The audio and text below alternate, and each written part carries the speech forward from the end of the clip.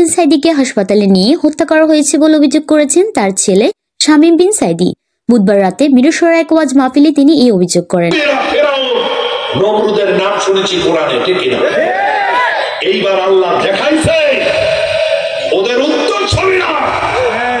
দেলোয়ার হোসেন সাইদির মেজ ছেলে শামীম বিন সাইদি বলেন, জেলখানা থেকে হাসপাতালে নিয়ে আসা হলো হার্ট অ্যাটাকের কথা বলে।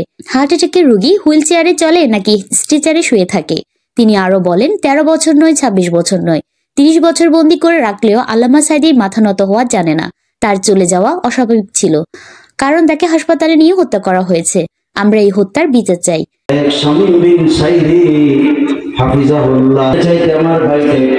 শামীম বিন সাইদি বলেন, 5 মে আলেমদের শাপলা চত্বরে নিয়ে লাইট বন্ধ করে পাখির মতো গুলি করে হত্যা করা হয়েছে। আলেমদের রক্ত বৃথা যাবে না। এই বাংলার মাটিতে ইসলামের পতাকা, কালেমার পতাকা উড্ডয়ন হবে ইনশাআল্লাহ।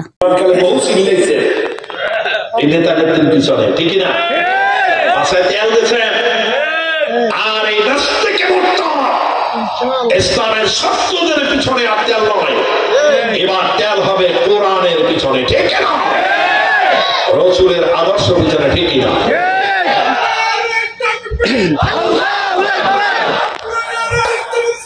কোরআনকে আজানকে মাহফিলের অনুমতি দেয় নাই, অথচ মমতাজের গানের অনুমতি দিয়েছিল, ঠিক না?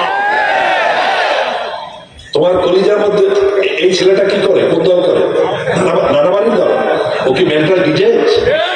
Mental disease? ও তো কোনো রাগ হয়, কথা বলে না, চুপচাপ থাকে। আমি যখন নাম নেই না, আমার বন্ধুদের, আমার ভাইয়েরা, কষ্ট হচ্ছে আপনাদের? আল্লাহ রাব্বুল আলামিন সংক্ষেপে আলোচনা করি। মমেন কষ্ট হচ্ছে? আলোচনা চলবে না, বন্ধ হবে? আরো জোরে বল, চলবে না, বন্ধ হবে? আল্লাহ রাব্বুল আলামিন, আমার বন্ধু শোনো, রাগ করো না, কোরআন দিয়ে শোনো। 5 শ্রেণীর লোককে আমরা পালাবো, কিন্তু কিয়ামতের ময়দানে আমার নবীজি বলেছেন, কিয়ামতের ময়দানে 2টা জিনিস সুপারিশ করে জান্নাতে দিবে। কয়টা? 2টা। সবাই বলেন কয়টা? 2টা। আঙ্গুলে দেখান কয়টা? 2টা।